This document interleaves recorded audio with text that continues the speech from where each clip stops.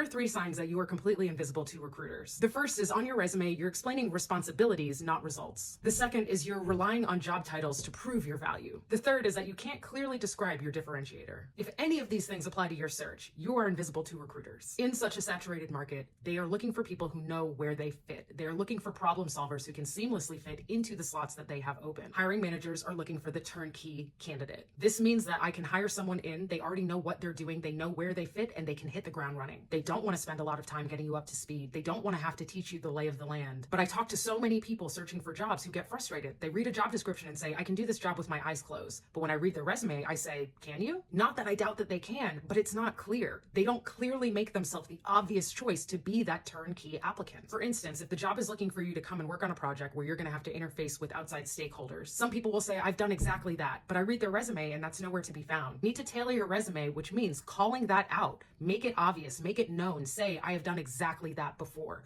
It's all about the strategy of how you position yourself for that role. You do not want to leave it to the interview. You don't want to think, oh, I can talk about it in more detail later. Sure, share more detail, but you need to give them something up front. How do they know that you have that experience? How do they know that you are someone who can do that because you've done it before? That's why a resume needs to be about results, not just responsibilities. That's why you need to be tailoring with every job application, not just sending out a generic version. When they are looking for that turnkey applicant, you have to prove that you are that person. This isn't something that you can wait to uncover in the interview because you may never get there. So positioning is what's key. That takes strategy. That takes thought, critical thinking, and understanding of what they're looking for. And the way that you prove to me you can do the job is because you've read my description, you understand what I'm looking for, and then you understood how to tell me that you were the right fit. That in and of itself is a skill that I want in my employee, in the person I hire. If you work with clients, can you identify their problem? Can you easily fill those gaps? Approach your job search the same way.